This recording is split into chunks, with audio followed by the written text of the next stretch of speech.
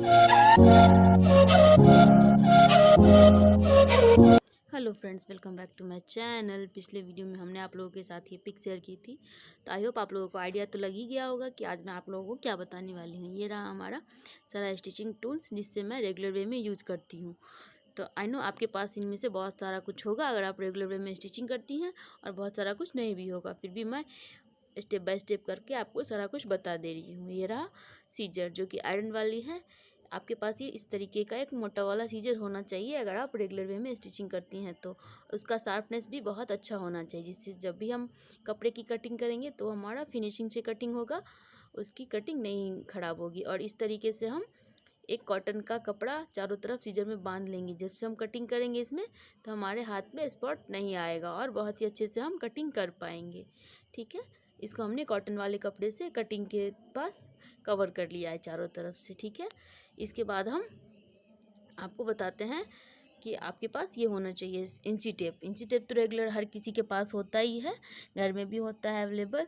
और अगर आप स्टिचिंग करते हैं तो आपके पास ही इस तरीके का मोटा वाला जो रिमूवेबल हो और टूटे नहीं ज़्यादा जल्दी, क्योंकि अगर आप रेगुलर स्टिचिंग करते हैं तो आपके पास इस तरीके का होना बहुत ज़रूरी है। नहीं तो बार बार आप इंची टेप लेने के लिए बाहर नहीं जाना पड़ेगा आपको। इस तरीके का इंची टेप अगर आपके पास होगा तो सही रहेगा। ठीक है, तो ये देख लीजिए हमारे पास इस तरीके का इंची टेप होना चाहिए। उसके बाद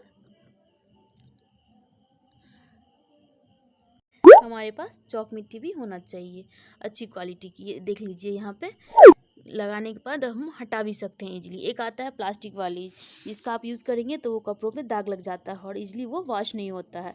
इसीलिए हम इस तरीके की मिट्टी चौक का इस्तेमाल करेंगे, जिससे कि हम काम करने वक्त में इसका इस्तेमाल करें और चौक लगाएं और बाद में उसको हटा भी दें। क्योंकि जब भी हम स्टिचिंग करते हैं तो बहुत सारे लोग पहले उसको वॉश नहीं करते हैं, तो इसी वजह से उसका दाग चौक का कपड़े पे रह जाता है। इसीलिए हम इस तरीके का चौक मिट्टी वाला चौक का इस्तेमाल करेंगे। उसके बाद हम इस तरीके का एक स्केल अपने पास ज़रूर रखेंगे, जिसका एक सरफेस इस तरह से प्लेन हो, जिसकी कटिंग करने के वक्त में सरफेस जब हम मिलाएं तो सही से रहे, और एक इस तरीके से कर्व होना चाहिए, जिससे जब हम सूट वगैरह अनारकली वगैरह की कटिंग करें तो यूँ कर्व शेप देते हुए इसकी हम कटिंग कर सकते हैं। देख लीजिए, जब हम अनारकली वगैरह काटते हैं तो इस तरीके से रख के इसकी गोलाई हम मिलाते हैं। तो ये हमारे पास ज़रूर होना चाहिए अगर हम रेगुलर वे में स्टिचिंग करते हैं तो। और ये हमारा प्लास्टिक का हार्ड बॉडी का होना चाहिए, जिससे कि ये टूटे नहीं।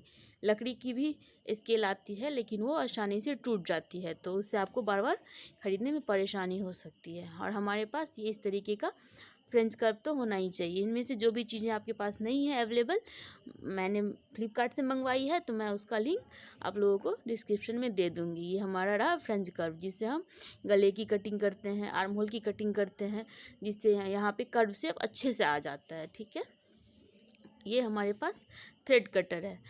यूजुअली जब हम सिलाई करने के लिए बैठते हैं तो हमेशा थ्रेड की कटिंग के लिए हम सीजर का इस्तेमाल तो करेंगे नहीं, तो इस वजह से हम इसका इस्तेमाल करते हैं। देख लीजिए, यहाँ पे छोटा मोटा कहीं पे अगर हमारा कपड़ा अटक गया हो तो उसको हम कटिंग कर सकते हैं। जब हम गले की फिनिशिंग करते हैं तो उसको पलटाने के लिए हम थोड़ा थोड़ा सा ये थ्रेड कटर का इस्तेमाल करके इस तरीके से हम गले को पलटा लेते हैं, तो ये हमारा फिनिशिंग लुक आ जाता है।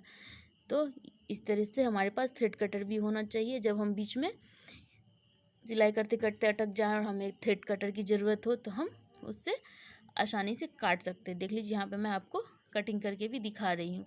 ये देख लीजिए, यहाँ से कितना इजली थ्रेड हमारा कट हो जा रहा है इससे। तो आप इस तरीके का एक थ्रेड कटर भी अपने पास ज़रूर रखिए। हमने थ्रेड कटर, फ्रेंच कर्व, इंची टेप सारा का एक कॉम्बो पैक मंगवाया था, उसका लिंक मैं डिस्क्रिप्शन बॉक्स में डाल दूँगी।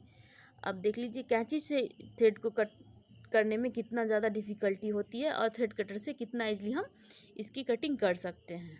तो आपके पास ये इस तरीके का थ्रेड कटर भी ज़रूर होना चाहिए। इसके बाद ये पिन है। जब भी हम कभी कटिंग करते हैं तो 4 तक 5 तक कपड़ा रहता है हमारा। अस्तर वाले फैब्रिक्स होते हैं, फ्रॉक सूट वगैरह होते हैं, जिसको हम 4 तक करके कटिंग करते हैं, तो उसको हम इस तरीके से मोड़ लेंगे और इस तरीके से हम पिन का इस्तेमाल करेंगे, जिससे कि हमारा कपड़ा कटिंग करने वक्त में एक दूसरे से चिपका रहे, खिसके नहीं, और हम इजली कटिंग कर सकें। तो देख लीजिए, ये भी बहुत ही यूज़फुल होता है स्टिचिंग टूल्स के लिए। आप इस तरीके से एक बंडल पिन भी मंगा के ज़रूर रख सकते हैं। इसको आप इस तरह से कैरी कर सकते हैं फ़ोम वगैरह में डाल के, जिससे ये हमारा खोएगा भी नहीं और इसको हम ज़्यादा दिन तक यूज कर सकते हैं। ये भी हमने फ्लिपकार्ट से मंगाया था, इसका भी लिंक मैं डिस्क्रिप्शन बॉक्स में डाल दूँगी। इसके बाद आता है हमारे पास ये थ्रेड रिमूवर।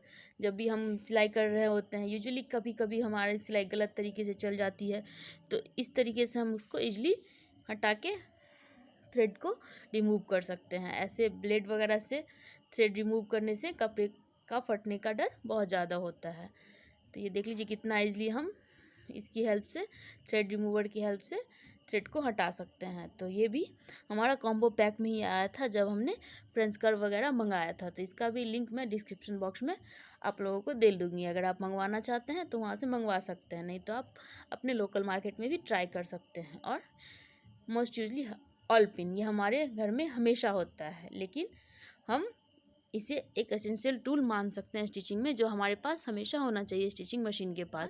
हमारे पास इस तरीके का पेपर होना चाहिए, वाइट पेपर और ग्राफ पेपर, ठीक है। एक तरफ से वाइट पेपर है हमारा, एक तरफ से ग्राफ पेपर है। जब भी हम कटिंग करेंगे तो हम सबसे पहले, जब हम कोई नया डिज़ाइन ट्राई कर रहे होते हैं, तो उसके लिए हमें ग्राफ पेपर की ज़रूरत होती है, जिसे हम ग्राफ पेपर पे ड्रॉ करके सहायता से उसको कंप्लीट करते हैं। क्योंकि ग्राफ पेपर पे हमारा चौक अच्छे से नहीं चलता है, लेकिन स्केच पेन हमारा बहुत अच्छे से चलता है। तो इस तरह से हम स्केच पेन भी अपने पास रखेंगे। जब भी हम कोई नया डिज़ाइन ट्राई करेंगे तो हम स्केच पेन और ग्राफ पेपर की सहायता से उसको कटिंग करेंगे। और पेपर की कटिंग के लिए हमारे पास एक छोटा सा सीजर भी होना चाहिए एक्स्ट्रा में, ठीक है। क्योंकि अगर हम यूजुअल सीजर से पेपर की कटिंग करेंगे तो हमारा सीजर ख़राब हो सकता है, फिर कपड़े की कटिंग टेढ़ी मेढ़ी हो जाएगी। इसी वजह से जब हम कपड़े पे कटिंग करेंगे तो नॉर्मल सीजर से करेंगे। कटिंग के लिए हम एक एक्स्ट्रा सीजर रखेंगे, ठीक है। उसके बाद मैं आपको यहाँ पे चौक ड्रॉ करके दिखा रही हूँ, जो कि हमने पहले आपको बताया था। देख लीजिए पेपर पे यहाँ पे चौक बिल्कुल भी नहीं चलता है, लेकिन जब हम स्केच से करते हैं तो कितनी आसानी से यहाँ पे चल जाता है, ठीक है। यहाँ पे मैंने आपको डिफ्रेंशिएट करके बता दिया, जिससे कि आपको कोई प्रॉब्लम नहीं हो। कपड़े पे यहाँ पे चौक कितना आसानी से चला है, कितना डार्क निखर के आया है। तो यहाँ पे हमने आपको सारे एसेंशियल टूल्स बता दिए हैं स्टिचिंग और कटिंग के लिए। आई होप आपको ये वीडियो पसंद आया हो। मिलते हैं हम आपसे इसी तरह के डिज़ाइन के साथ नेक्स्ट वीडियो में। तब तक के लिए जाते जाते हमारे चैनल को सब्सक्राइब जरूर कर लीजिएगा और ऊपर बेल आइकन भी जरूर दबा लीजिएगा, जिससे जब भी हम कोई नया वीडियो बनाए तो नोटिफिकेशन आपको सबसे पहले मिले। अगर आपको हमारी वीडियोज़ अच्छी लगती हैं तो लाइक भी करिए और शेयर भी करिए अपने फ्रेंड्स एंड फैमिली के साथ। और कमेंट बॉक्स में ज़रूर बताइए कि आपको ये वीडियो कैसा लगा।